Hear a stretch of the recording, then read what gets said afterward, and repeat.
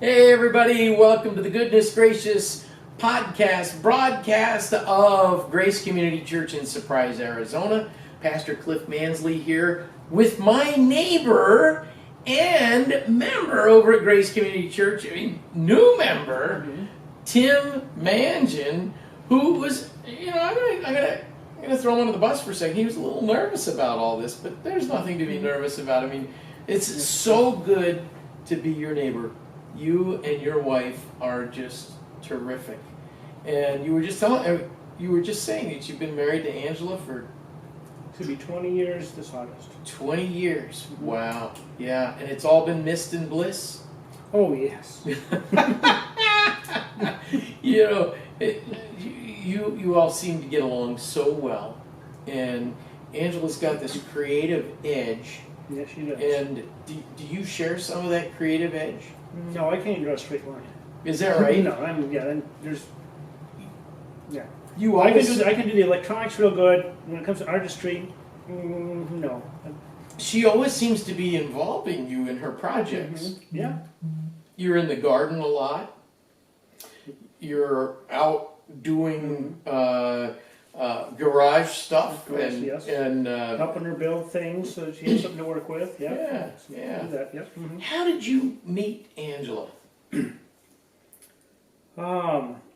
We actually met 20 years up in Bullhead City, warmer than Phoenix, and we actually met twice due to friends of ours. She worked with a gal up there at the school, and I was friends at the gentleman. They owned a eating place, a taco place that I frequent a lot, and we met for the first time at, I believe it was one of the birthday parties, and then later they redid their wedding vows, and we were met there for the second time. And that's kind of where it took off from. Oh, how about that? So it was true love. There you go. Actually, I see a wonderful relationship between you and Angela, and I just wish all men had the same blessing that you have. So, but you didn't grow up in the Bronx like Angela. No, you grew up somewhere else. I grew up in the Midwest, up in central South Dakota. Central South? Is that near Vermilion? Where? No, that would be up north of the state capital here. So it's up along the Missouri River on the east side. What in the world were you doing out in the middle of South Dakota? I was raised on a farm, so basically, yeah, we were doing the ranching and the farming and everything up there. So, how many head of cattle did you have, or milkers? Milk cows? We didn't have any milk cows on our farm, but we did. It depended. We usually had 4,500 head or more. So that's a fair number to keep track of. Yeah. Mm-hmm. So you were raising beef? Raising beef, yeah. Some years it depends on and off. Sometimes we would raise hogs. But mostly it was beef, cattle, and then the crops that we planted. Okay. So, did you have any friends, or did you always have to work? I mean, you're in the middle of South Dakota. Is there anybody else? Was there anybody else there? There's a few people there, yeah. No, I had 5 brothers and sisters. That helps. And then we had, all our relatives were very close. So whenever we got together, there would be 40 or 50 people there. When all the relatives got together, and then of course we had to school and stuff. So what was the name of the town that you were living in? It's called Gettysburg. Oh, the other Gettysburg. Yeah, the Gettysburg, right. The one where there wasn't a battle. Yeah, where the battle wasn't. As they say. And did you enjoy growing up there as a kid? Of course, you didn't know anything else. I would imagine. Right. Yeah, because that was it. You had the people you knew in school, and of course, in the small town, you were either knew or related to everybody else. So, wow. So now I kind of already know the answer to this, but I'm assuming that being in South Dakota, you grew up as a Lutheran. Yes, Missouri Synod Lutheran. Yes, a Missouri Synod Lutheran in South Dakota. Mm-hmm. I've always wondered about stuff like that. Mm-hmm. Tell us what church life was like for you. Basically. Since I can remember, we always went to church every Sunday. My family was always involved in the choir. My dad was always singing, and as we grew up, all of us kids were in the choir. Of course, a lot of our family and relatives were in the church, so when we went there, it was like basically a family gathering, more or less. So, Was this a big church, a little church, a medium-sized for, church? for this town, it was a good-sized church. We had 300-400 members. Oh, wow, yeah. So, Okay. Yeah. Huh. Were there competing churches in town? Basically, there was no other Lutheran church in town, but yeah, we had the Methodist and the Catholic, Jehovah's Witness, we had that, and the Mormons. So yeah, we had there's quite a few churches in town. Okay, So, okay. So when you were growing up, and I like to ask this question a lot, Mhm. you know, when did God become more than a word to you? Because, growing up as kids, of course we go to church. Everybody goes to church. We're going to church this weekend, blah, blah, blah, blah. But there's a point at which God becomes very real. And I don't know. I can't say I ever had people have the awe moment. Where I just ever since I was a kid, I just always felt the presence there. I just the way I was raised and stuff. I feel like I've always known it. that's a beautiful thing. And that's getting more and more rare these days, is people who grow up with that sense of his presence in their life from day one. I had a similar experience to that. Now, I did have an aha moment, but I always sort of knew, and I always had these, my parents would always take us to church. So, but this isn't about me. This is about you. So you're there in South Dakota. You go through high school, I assume, and you're a pharmacist now. So you had to have gone to the university. Which school did you go to? I went to the South Dakota State, which is in Brookings. Okay. Dakota. All right. Yep. Is that better than University of South Dakota? Oh, of course. Oh, there you go. So what's the mascot there? Jackrabbit. The Jackrabbits. Oh yeah, baby. So you had a powerhouse football school. Actually, for a while, yes, we did. But unfortunately, the last number of years, North Dakota always had the better team. But we did that. Yeah, they that have one it. in basketball. So All right. we've done. Did you play any sports? No, I was in marching band in college. There you I go. was out in the middle of the field marching in What instrument? the baritone.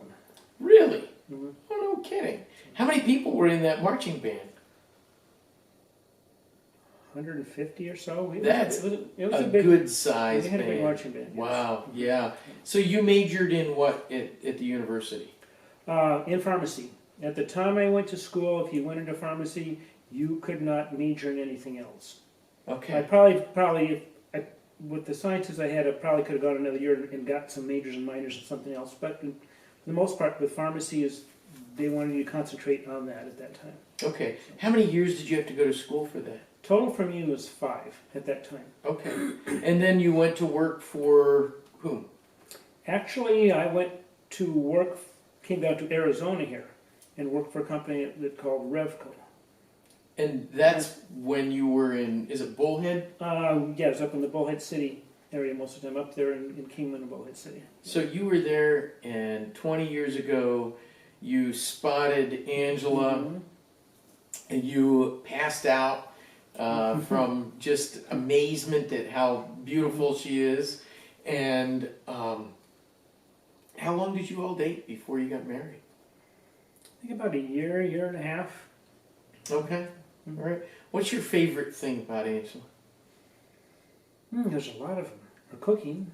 Oh. She's 100% Italian. She cooks very well. Oh, yes, she does. Yeah. Yeah, it's always fun to And eat. she's great with kids. She is. She is. I've noticed that your granddaughter is extremely well behaved and is a delight to be with. I assume that she enjoys Grandpa. Yes, she does, yes. Well, that's good. That's Somebody spoils her probably a little bit too much. good. Now you're working as a pharmacist right Yes. now, and who do you work for? I work for Walmart right now. So how long have you worked for Walmart? You were with Revco before. Yeah, I was with of course, I've been a pharmacist almost 40 years now. So I was with Revco, then I was with Payless, and then we moved down here. I worked for an independent compounding, pet compounding pharmacy for a while. Then I was up in Iowa for a couple of years, and then came back here, and I've been with Walmart since. And it's been been over 10 years now. So, as a pharmacist, how does your faith play into what you do as a pharmacist? I guess in the point that a lot of times you see people, unfortunately, at their worst. Because a lot of people, come in for the regular medications, but a lot of them, they're definitely not feeling well when they come in. Mm-hmm. So sometimes it's, you have to have the empathy and kind of deal with that and work with that. And of course, then you have the people that come in that have the terminal diseases and stuff and all the stuff that they go through. So, and then of course, like everything else, is you have the people that have the mental problems and the addiction problems. They all come into the pharmacy, so you get to see all aspects of life there. Well, you have a very gracious spirit. That's one thing the Lord has blessed you with. And so I'm imagining that you are a very effective pharmacist because I you've hope so. got a good mind and a very gracious heart. Have you ever had a time in life where your faith was being challenged? I guess probably for me is about the time when I went to college. Because, when you go to college, then there was, when I left home, there's the church and family that I'd grown up with. So again, with college, and you get, for me, all of a sudden I come from a small town, and all of a sudden there's, 5 times more people in the college than there were in your hometown. Sure. And so now you're exposed to all these different things, and then trying to find a church there, find groups. So probably that was probably the biggest time. Did you have a lot of newfound freedom, and you're like, what do I do now? I can do this or this or this or this. I guess yes and no. It just for me is I had all this newfound freedom, but then I had my responsibilities. I've always looked at that. So okay. Well, I've got to tell you, we are so thrilled that you and Angela have made your church home, Grace Community Church, and it is such a privilege. And as I mentioned with Angela's podcast, we're so grateful for the way that you and your wife have been in the parking lot during our drive-in services. You've helped to build the crosses, and you all represent our Lord well. So thank you. You're welcome. And friends, I hope that you'll take the time to get to know Tim Mangin. Just a lovely person with a very gracious, generous heart. And of course, he's married to Angela. What's not to like? So, Tim, do you have anything that you'd like to say to the folks before we sign off here? I guess just to say that we found a great church home to be into now. We had been with a bigger church where we kind of felt like we were going to get lost in it. So it's nice to get back and kind of what I grew up in as a church where you basically get to know everybody and it's more personal. We'd love to have you. If you don't already go to Grace Community, come on down. If you need to fly in, that's fine. We'll pick you up at the airport. But everybody, Tim Mangin, make sure until we meet again that you keep your eyes fixed on Jesus Christ. And we're just so thrilled that you tuned in. Remember, hit the subscribe button and tell people about the Lord. Tell people about the Lord. We want to change people's lives, don't you?